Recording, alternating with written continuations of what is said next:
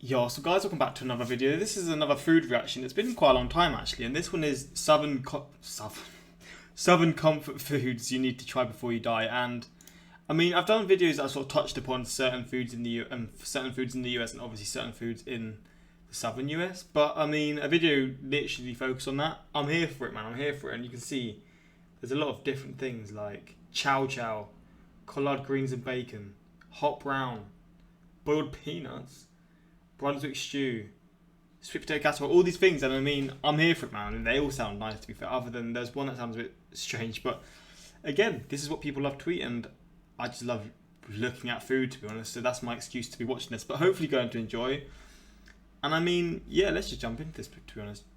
Quick shout out to my Instagram, my Twitter, links in the description for those interested in following, closing in on 7k on my Instagram, so I'd appreciate you helping get to that. Same for my Patreon, links are there for those interested, but I mean, let's just jump into this, man. Let's see what Southern comfort foods I need to try before I die.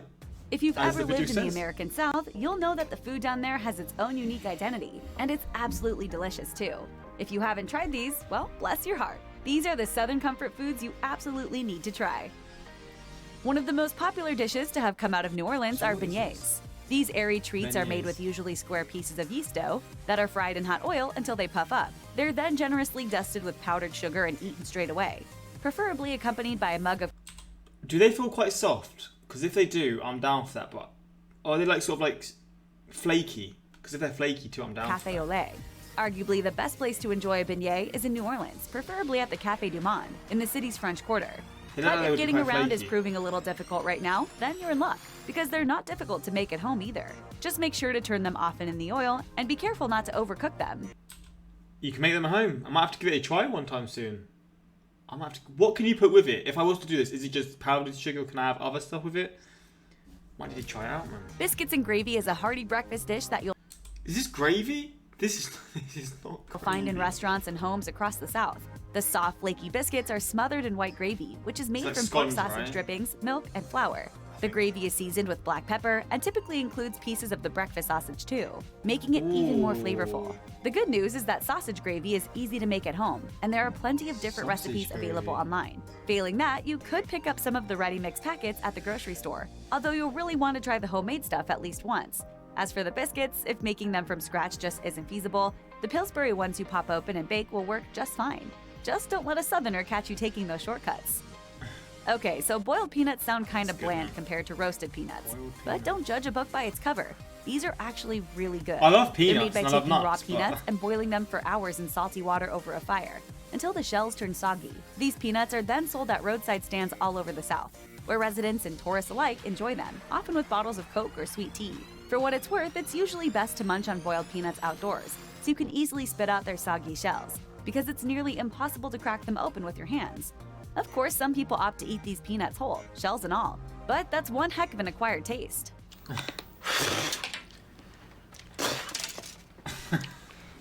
Okay. For centuries, people have been making use of their stale bread by creating their own kinds of bread pudding, often made... Wait, what? With this stale bread? I mean, yo, you're using food that's going out of date, I rate it, but stale bread? Is this what you make this with? For centuries, people have been making use of their stale bread by creating their own kinds of bread pudding, often made with bread, cream, eggs, sugar, spices, and raisins. Modern bread pudding is the heartiest of comfort foods and should do wonders for warming you up on a cold and dreary day. So how do you make bread pudding even better? Just add bourbon. In the South, people often add a few dashes of bourbon to a number of different recipes, and bread pudding is one of them. The bourbon combines with the cream and sugar to create a thick, warm sauce that is drizzled over the warm bread pudding right before serving. Brunswick. Very strange, but I could see myself like on a lazy day and I just can't be asked to eat anything else. Or it's just like sitting there. I could just see myself munching on it and just loving it. Maybe a bit of custard or something with it. I mean, he said bourbon. I don't actually know what that is, but I feel like with custard, that would hit, man. That would hit different. Stew is a hearty tomato-based stew that's hugely popular in the South. It typically features lima beans, corn, and other vegetables, along with some sort of meat. The base includes barbecue sauce and a little hot sauce for some heat too. Early versions of the stew use squirrel meat, but if you're not brave enough to keep it authentic, you can always substitute the squirrel with rabbit. I've never had those in my life. I mean, I was just going to say, like, tomato-based things aren't for me, but everything else in it sounds nice, so I mean, But squirrel or rabbit? I mean, I'm not gonna knock it before I try it. It probably is nice, but chicken or just about anything else. Chicken. Virginians right. claim the stew originated in their Brunswick County, while Georgians will tell you it was first made in the city of Brunswick, Georgia. Wherever it came from, however, it's a truly delicious comfort food that'll easily take the chill out of a wintry day. Grab some cornbread, or loaf of any crusty bread for that matter, to sop up all the southern goodness. That looks nice. Fried catfish is a simple dish that's available at most restaurants that serve fish in the South. And the good news is that catfish is pretty good for you, since it's high in omega-3 fatty acids. It's good for you, but then you have it in fucking... how many, what's it called again? Batter. In like breadcrumb. What the fuck is it called? Breadcrumb batter. But what's the name? I can't remember what it's called. But I mean, it's probably healthy. Then you have all this on it, and it's just like, no. But then it's just tasty, isn't it? So I mean, you can't go wrong. And low in mercury. If you can't find it at a restaurant near you, however, your grocery store may offer farmed catfish, which is also typically clean and nutritious. Catfish is easy enough to prepare. Dip it in milk, dredge it in seasoned cornmeal, and fry it in hot oil. It only takes a few minutes to get it golden brown on the outside and beautifully flaky on the inside. Add a squirt of lemon and a side of rice, then start chowing down. Nice. Pure bliss. For a truly comforting meal, there's nothing like a bowl of chicken and dumplings. If you aren't in the South, where you can find them at most sit-down restaurants, you can try making these at home by dropping biscuit dough into cooking soup. And though they aren't difficult to make, dumplings are a kind of art form, and they can take some time to perfect. You don't want your dumplings undercooked and wet inside, but you also don't want them so overcooked that they start falling apart in the broth. Stick them with a toothpick, and if it comes out clean, you're good to go. Chicken fried steak, sometimes called country fried steak, is made from a tenderized cube steak which is battered like fried chicken, pan-fried and topped with white gravy. While you can find chicken fried steak in an array of southern states, it's most closely associated with Texas. And as with most things, it's always bigger in Texas too. Look at that! Oh my god. I'm so hungry. I need this, man. This is literally... I wasn't even hungry going into this video. This is making me hungry. It's literally making me drool for it. In fact, at Lulu's Cafe in San Antonio, you can find a 21-ounce version of this dish. And it's not a coincidence that Lulu's is also home to the famous 3-pound cinnamon roll too. That's just how they roll down there, as it were. I love cinnamon rolls. For your next Super Bowl party, why not forego the wings and serve up a batch of Southern Fried Chicken gizzards instead? Believe it or not, your guests might thank you for it. Okay, so you probably don't want to think too much about what a gizzard is, but that'll be easy enough to do once you realize how good it tastes. You can cook gizzards. What the? Is it the red thing? Oh my god. Is it?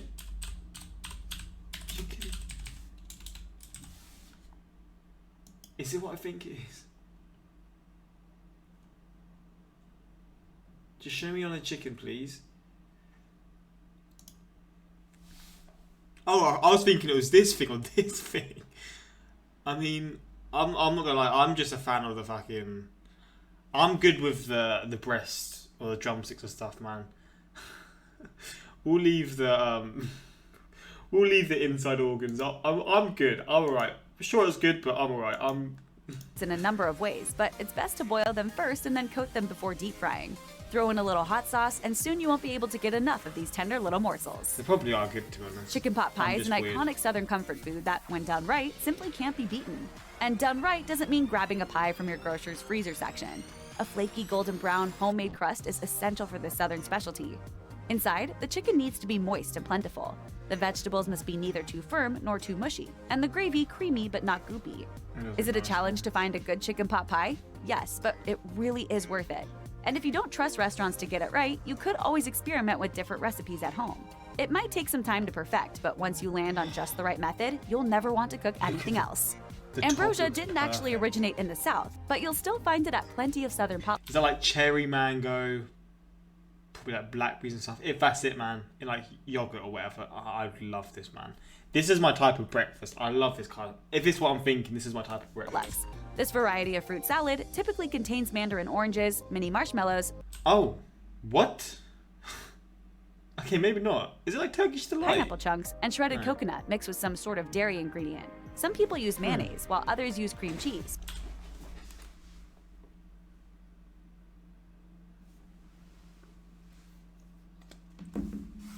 Oh. Why? Did she just say mayonnaise? But I was on it, and then she said people have mayonnaise. Oh my god. Nah, she has to be trolling. This is not real. Please. Mayonnaise. Shredded coconut mixed with some sort of dairy ingredient. Some people use mayonnaise, while others use cream cheese, plain yogurt, or whipped cream. You might also find some potluckers add in banana. I can't believe that. You have... Please, if you have this, please tell me you don't have mayonnaise. I can't believe... That's the weirdest combo I've ever had. And I just can't. That is absolutely nuts. Bro, I mean, maybe it's nice, but I'm sorry, that's not for me, man. With the yogurt or with like the other stuff, yeah, I'm good, man. That sounds bloody incredible. Mayonnaise with marshmallows and fruit.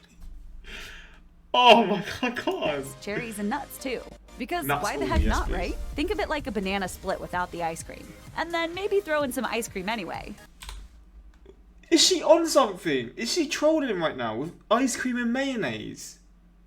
I better see in the comments people be like, what is she on? If you live north of the Mason-Dixon line, you've probably never experienced chitlins before, and you are most definitely missing out. Chitlins are made from the large intestines of a hog, and they need to be carefully cleaned and prepared before cooking, for obvious reasons. Typically, the intestines are soaked in baking soda and water, rinsed several times, turned inside out, and cleaned by hand before being boiled for several hours. And just in case you're doing this at home, be warned. Chitlins smell truly disgusting while they are boiling, so put some onion and lemon in the water to tone down the odor. After they are boiled, batter and deep fry them. Then serve them up with a little hot sauce. Though Pennsylvania has its own version of chow-chow, it's actually completely different from the southern variety. Take a dark turn. In the South, chow-chow is a cabbage-based type of pickled relish that incorporates onions, peppers, tomatoes, and a whole lot of seasoning.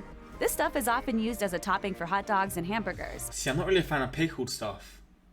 Again, if you're a fan of pickled stuff, I'm sure this is incredible. I like what's in it. It's just the idea of pickling things. It's just, I don't really get it. But you could also use it to top your cornbread, fish cakes, beans, and even your mashed potatoes. In fact, you can put it on just about anything. It'll taste great no matter what. Collard greens are a leafy green vegetable, not completely unlike turnip or mustard greens, and are most often associated with soul food. They can be bitter and tough if not cooked properly. I don't like that. This is the type of stuff that I'd eat happily, man. I'm not going to lie. I'm so basic with what sort of foods I like. If it's healthy, I might not even enjoy it. I'll just force myself to eat it, but I'm sure this is a lot better than what I'm comparing But if it they're to. done right, then they'll make the perfect side dish to any southern meal. After washing them well, chop the leaves into inch-long pieces, then simmer them in water. People often throw a ham bone into the pot, along with garlic and onion for a little extra flavor. But one of the best additions to collard greens has got to be bacon. You can never go wrong with bacon. Red-eye gravy is made with the grease and drippings of pan-fried ham and black coffee. And yeah, okay, that might sound kinda gross, but this stuff... Wait, what? Coffee? And drippings of pan-fried ham and black coffee. Bacon. Red-eye gravy is made with the grease and drippings of pan-fried ham and black coffee. And yeah, okay, that might sound kinda gross, but this stuff really is amazing. The coffee is first used to deglaze the pan, but is then combined with the grease on a 1-to-1 ratio, resulting in a highly unusual yet genuinely delicious gravy. You can pour the simple gravy over your ham, potatoes, rice, or grits, but many folks choose to simply sop it up with biscuits. Crawfish, crayfish, crawdads, or mudbugs, whatever you call them in your neck of the woods, these freshwater crustaceans are some of the tastiest seafood out there. Of course, you can eat crawfish meat dipped in drawn butter, just like you would with lobster, but if you... See, I'm not really a fan of like, what's the specific word for like shrimps and like, what, I don't know what the crayfish? Like them sort of seafoods I'm not a fan of, or sea animals I'm not a fan of. But I tried squid the other day. Oh my god, that was nice. Oh my god. I mean, maybe the batter made it even better, but I'm telling you, the first time I've had it, I was scared for my life, and oh my days. My biggest regret is the fact that I've not had it before. Oh my god, it was good, man. I need it again.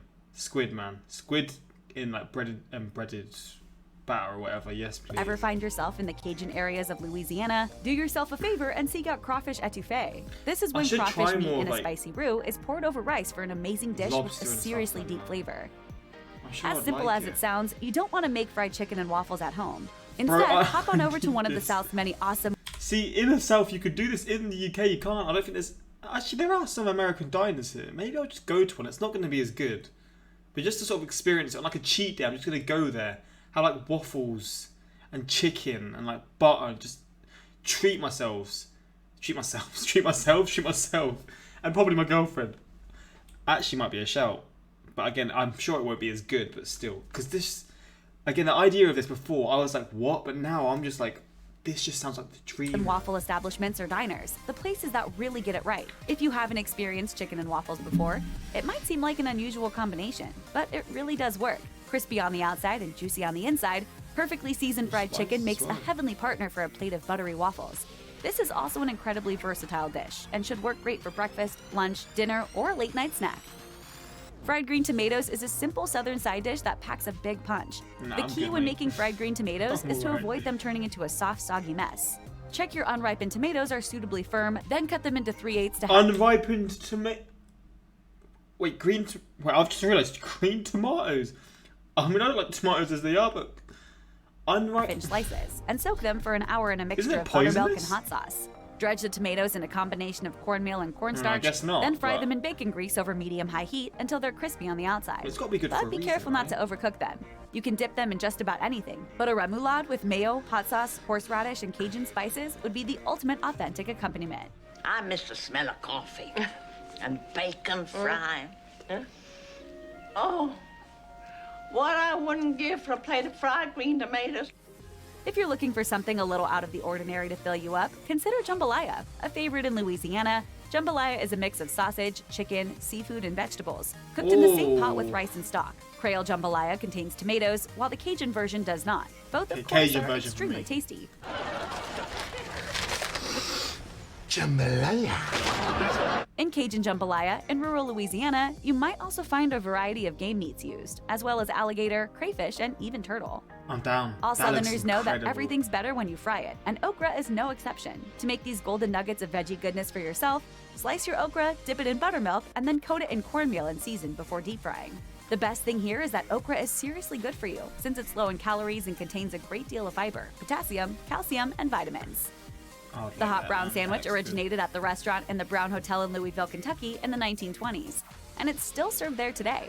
The hot brown is traditionally an open-faced turkey sandwich with tomatoes, covered in Mornay sauce, which is baked, topped with bacon, and then broiled. Some people say it was originally created with peaches rather than tomatoes. Others swear it's a great hangover cure. Pretty much everyone agrees, however, that it's a genuine, bona fide, once-in-a-lifetime sandwich. If you've ever eaten at Long John Silver's, you've probably had their Hush Puppies. But the ones you can get at a Southern restaurant or fish fry are a heck of a lot better than the Long John variety. Hush Puppies are basically balls of fried cornmeal batter that are often served alongside fried fish or shrimp. Though Hush Puppies aren't exactly complex, they're kind of like potato chips, in that it's virtually impossible to eat just one. Southern pecan pie made with a splash of high-quality bourbon is hard to beat. I didn't realize pecan pie, or pecan or however, was actually like a very southern dish. I mean, I feel like I've had it. I actually never have. I've had pecan. Maybe I've just had it in cakes, but it's not actually a pecan-based, like a solely pecan-based cake or pie. But like, I'm sure I'd love it either way. If you don't have a restaurant in your area that makes a killer pecan pie, though, it's not too difficult to make at home. However, you'll want to experiment with the amounts of corn syrup, brown sugar, and bourbon you're using until you find just the right combination. And sure, you might end up having to bake a load of pies to get it right, but who's gonna complain about that? If you aren't from the South, then there's a chance you aren't too familiar with pimento cheese. Basically, pimento cheese is a mixture of cheese mixed with mayo and pimento peppers. It can be spread on crackers, stuffed into celery, and scooped onto chips. Some people add it to scrambled eggs or grits, while others use it as a relish for brats, burgers, and hot dogs. In Louisiana, they spice it up by adding hot sauce or cayenne pepper into the mix. But the possibilities for pimento cheese are endless, and once you start incorporating it into your recipes, you're never going to want to stop. Pot liquor is the liquid that's left behind after you boil green vegetables. So what do you do with it other than pour it down the sink? Well, some people save pot liquor and use it in place of stock in their next stew or soup, while others pour it over rice or potatoes. But the best thing to do with pot liquor is drink it. It might seem a little odd, but that way you can reap all the nutrients that have boiled out of the greens. Red beans and rice is a staple dish in Louisiana Creole cuisine. Traditionally, families took the ham hocks, bones, vegetables, and beans that were left over from Sunday dinner and used them to create a scrumptious dish of spicy beans that were served with rice the next day. Cayenne pepper, Tabasco sauce, and other seasonings can turn up the heat on this hearty meal, while some people like to add in sausage or other meats. Here's a tip though. If you boil bones to make a broth for the base, you'll get exactly the flavor you want without having to add anything else. Gumbo is sometimes confused with jambalaya, but it's not the same thing at all. The key difference is that with jambalaya, the rice is cooked with the rest of the ingredients. With gumbo, however, the rice is cooked separately. Gumbo is a stew created with a strong, robust stock, sausage, shrimp, other shellfish, and the holy trinity of vegetables. bell peppers, celery, and onions. The most important aspect of home cooking a great gumbo is perfecting the roux that's used as its base. Or you could just head down to New Orleans and get someone to make it for you. Your call. Where's my mac and cheese? Everyone knows that real macaroni and cheese doesn't come out of a box, nor does it come with a packet of powdered cheese. Real good old-fashioned Southern mac and cheese is a completely separate dish altogether. It's often created with the combination of cheeses, and you can use anything from smoked cheddar and Monterey Jack to Gruyere and Velveeta. Southern recipes usually feature heavy whipping cream, evaporated milk, or both, and the dish is baked in the oven until the sauce is creamy and the top is crispy. No matter how much you love macaroni and cheese, you've never really tried it until you've had it in the South. You might have seen sweet potato casserole at Thanksgiving dinner and passed it by, but it's time to stop sleeping on this delicious dish. Though some folks love it topped with charred marshmallows, others prefer a topping made with brown sugar and pecans. Give it a go, and you'll soon realize that this often overlooked Thanksgiving side dish deserves anything sweet potato, man. I'm on it. I'm on it. Sweet potato pie, though. My throat's fucked. It's still something that I'm still on the edge on. I love sweet potatoes, so I'm sure it'd be nice. It's just the idea of it, but I know that's a very Southern thing as well. Is it very Southern, or is it a very specific thing to a certain state in the South? One of the two. I think it's the second one. Serves a place on your dinner table all through the year. Check out one of our newest videos right here, plus even more MASH videos about your favorite. Oh, these look nice. Whatever they are, they look banging. That sausage gravy looks completely gross and appetizing. I know someone would put American cheese on their sausage gravy biscuit.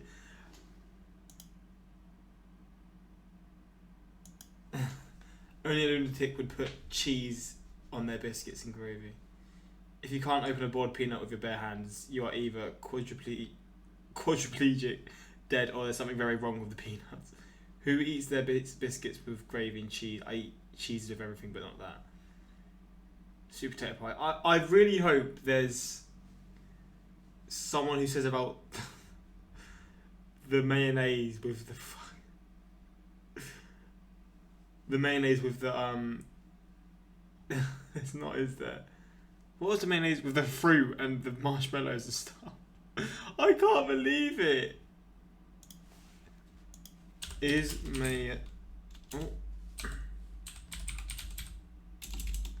good for hair. That's the Ed guy, isn't it? Good with fruit.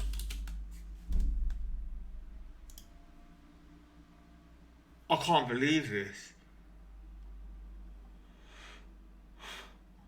I cannot fucking believe this. This is making me fuck.